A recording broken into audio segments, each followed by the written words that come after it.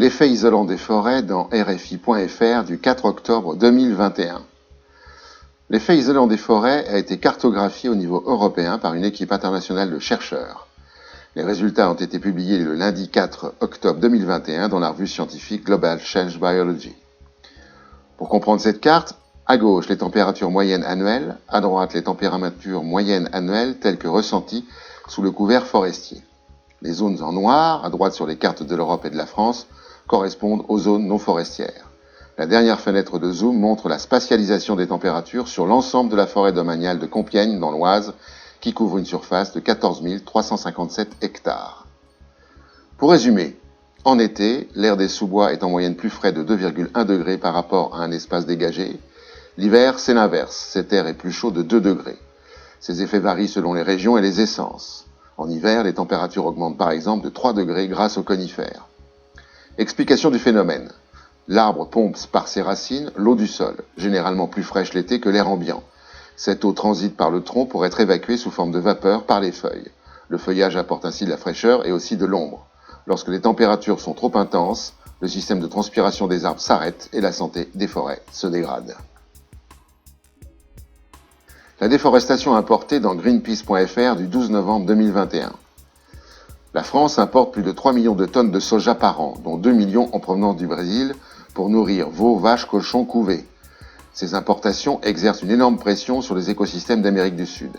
Les données publiées le 5 novembre par l'Institut brésilien de recherche spatiale INPE indiquent que 796 km² ont été déforestés en Amazonie, soit près de 8 fois la superficie de Paris, pour le seul mois d'octobre 2021.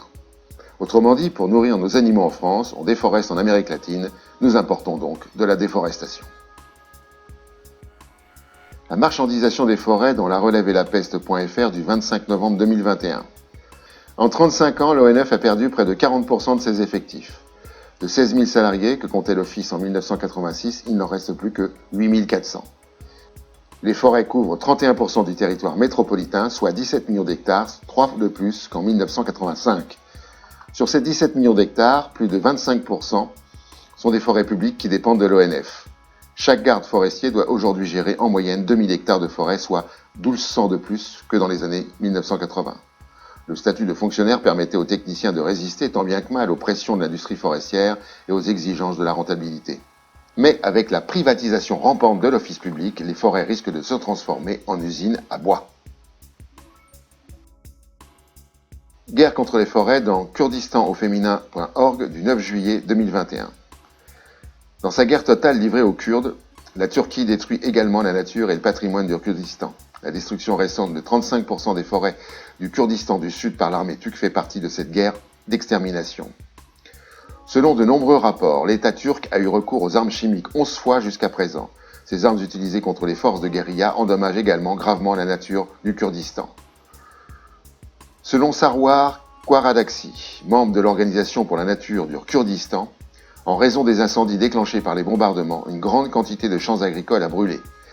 Le bombardement a brûlé les produits, seul moyen de subsistance des gens qui ont été cultivés avec 1 an de travail. Ils ont tous été réduits en cendres par l'État turc. Pour finir, la connerie sylvestre du mois. À la prochaine fois.